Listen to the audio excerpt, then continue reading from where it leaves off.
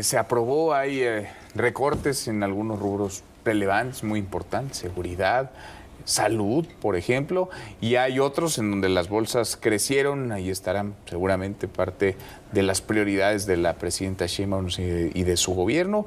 Hay instituciones que prácticamente se van a quedar sin el dinero suficiente para poder operar. ¿Para dónde se jaló la cobija? Luis Miguel González. Luis Miguel, ¿cómo estás? Buenas noches, encantado de estar acá. Buenas noches, Rogelio Rodríguez Garduño. Un gusto, Manuel. Muy buenas noches.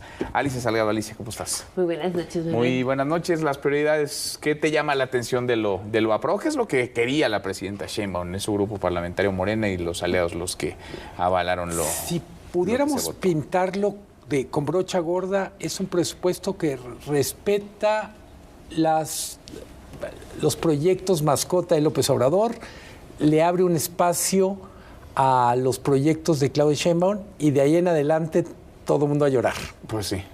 O sea, le respeta a Tren Maya, le respeta a Dos Bocas, Claudia Sheinbaum que apuesta por la construcción de trenes, y de ahí en fuera a llorar te refieres a salud, seguridad, poder judicial. Que creo que parte del asunto es nuestro presupuesto es muy rígido.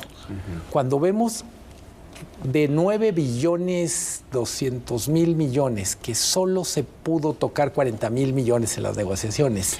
Nada. Nada. Es nada. Literalmente son 5 centavos de 100 pesos. Qué cosa, no sé. Es nada, es nada. Alicia, ¿qué te dice lo aprobado?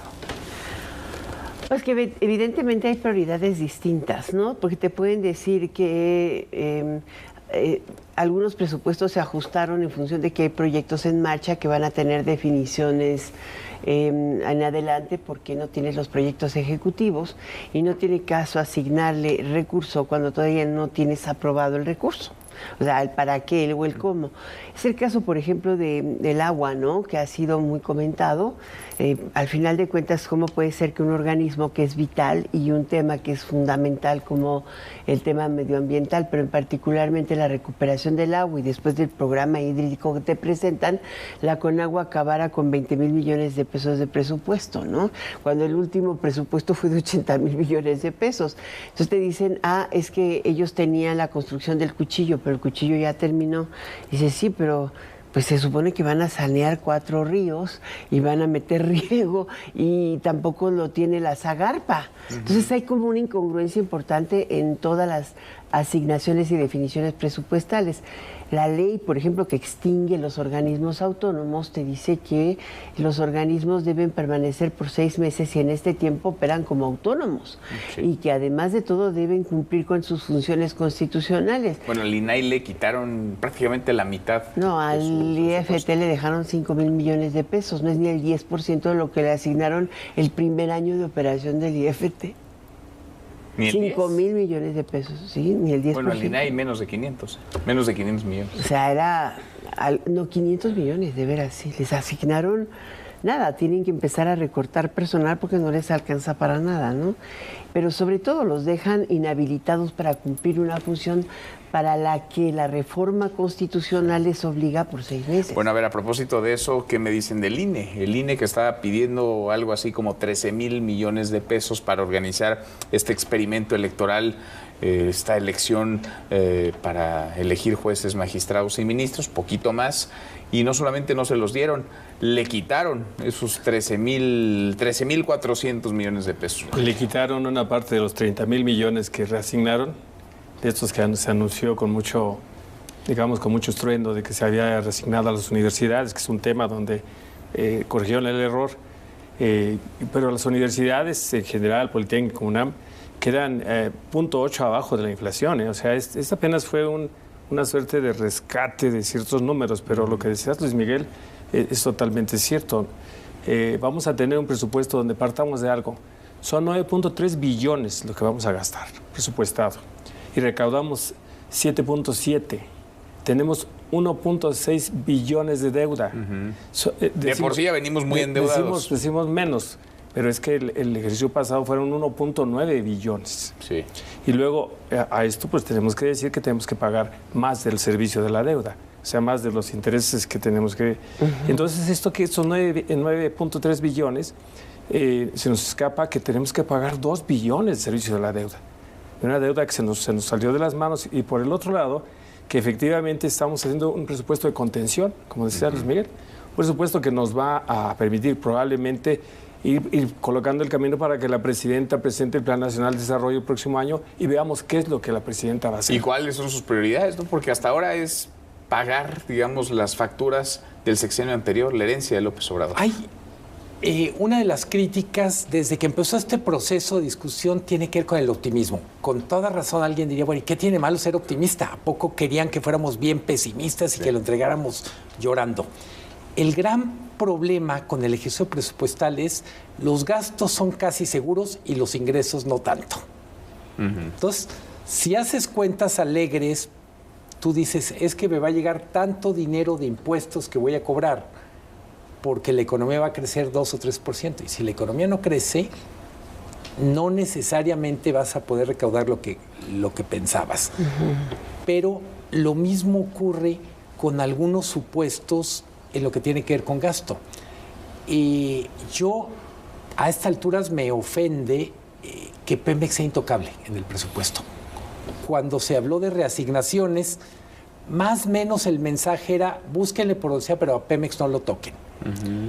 Evidentemente estoy consciente que está el tema de deuda de proveedores y otras cosas, pero ¿cómo es posible que una empresa tan importante en términos de ingreso y gasto no pase por un microscopio mucho más detallado? Es decir, ¿dónde están las áreas de oportunidad?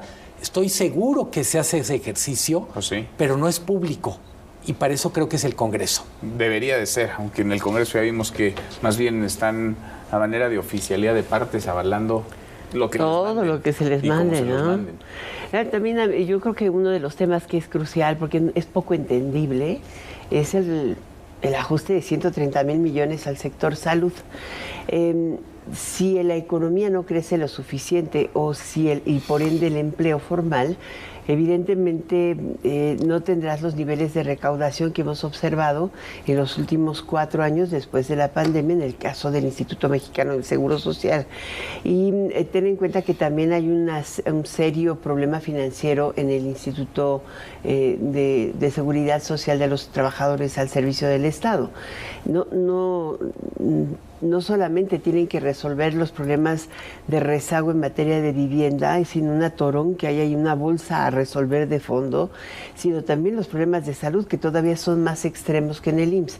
Y luego al IMSS Bienestar, que es el programa bandera, es para dotar a la población de alternativas de salud, a la población no asegurada de alternativas de salud, es a quien le detes el mayor recorte. Lo comentábamos con Luis Miguel antes de entrar, que la justificante es que terminaron de construir los hospitales.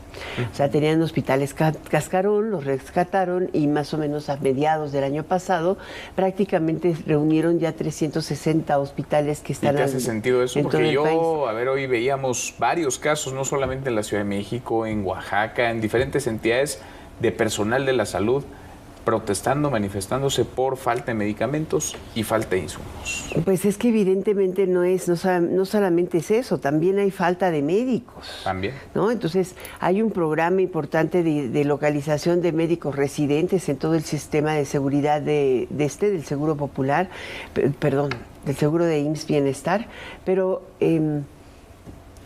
realmente con esta escasez de presupuesto es difícil. Ahora hay que decirlo con todas sus letras.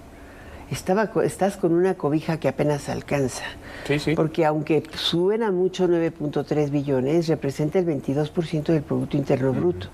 Y México sigue siendo uno de los países que menos huella estatal tiene. Pero cómo se conforma el gasto es lo que te preocupa. Porque al final de cuentas, más de un 30% se está dedicando al pago de deudas. En todos los sectores. Exacto. Y pues las tasas de interés no apuntan a que tengan una baja o descenso extraordinariamente veloz. No se ve.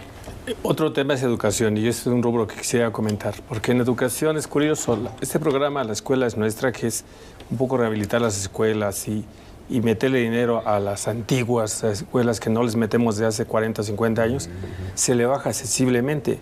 Casi 20%. Que es entregar el dinero a los padres de familia. Y vemos por el otro lado, dicen, no le bajamos a la educación porque estamos haciendo transferencias. Ahí están las becas Rita Cetina, ahí están otros apoyos escolares, etcétera. pero es contradictorio porque van a tener becas las niñas y los niños, pero no van a tener escuelas, porque hay estados donde desde el sismo de 2017 las escuelas están inhabilitadas, Sí. no se están construyendo escuelas. Entonces decir que sí le invertimos más educación es un contrasentido. Hicimos más transferencias, lo mismo en salud, estamos haciendo transferencias, pero las personas están yendo con los médicos, eso sabemos, están yendo a la consulta privada, entonces están gastando mucho dinero de las transferencias. Digo, por otro lado, reactivar la economía, pero es un contrasentido, porque el Estado no está haciendo la labor del Estado en educación y salud. Educación y salud, 2 rubros claves. Hay un tema que, bueno, yo creo que los diputados y el Ejecutivo no hicieron el trabajo de pedagogía alrededor del presupuesto que tendrían que haber hecho. ¿Me explico? Dar más detalles de qué significa cada rubro. Veíamos a la presidenta en algunos videos en determinados momentos clave tratando ya de explicar, pero tengo la impresión que parte de este malestar en algunos sectores, las protestas, tiene que ver con cosas reales, pero también con una muy mala operación política, y por operación política me refiero a comunicar. A mí hay otro tema del presupuesto que tengo años que estamos envejeciendo como país y el presupuesto lo refleja. No es solo las pensiones, las que llaman las pensiones de López Obrador, es todos los compromisos que tienen que ver con retiro de trabajadores, con atención a la tercera edad. Ya estamos hablando de más de 20% del presupuesto. De ese tamaño. Estamos más pegados a los 2 billones de pesos. Y ahí sí no hay que echar la culpa a nadie, es lo que sí creo que tenemos que dejar de contarnos el cuento que somos un país joven y del bono demográfico. No, somos cada vez más un país donde el presupuesto se va a tener que hacer cargo de la tercera edad. Aunque tenemos una población que tiene en promedio 29 años de edad. También ya quisiera Estados Unidos tener ese promedio de edad. Pero el problema no es el promedio, es que ya tiene 6 millones de personas con más de 60 y ya empiezan a estar en la parte de los que reciben. Y cada vez son más. Aquí el tema es un tema que cada vez es más crítico, ¿no? Pero, por ejemplo, temas que te llaman mucho la atención por el recorte presupuestal. Te hablan de bachetón, pero no te hablan de reconstrucción efectiva de las carreteras. Entonces dices, oye, vamos a construir el México-Querétaro y la carretera México-Querétaro está intransitable en tramos completos. Y eso facilita además los problemas de inseguridad que tiene esa carretera o la de Puebla. O sea, ¿qué es lo que está pasando? ¿En dónde se están presentando los mayores problemas de seguridad? Justamente en las carreteras que tienen un muy mal estado. Que son casi todas. Pues, además, los tramos federales, pues tú no los transitas, la mayoría no los transitas, se vuelven impresionantes.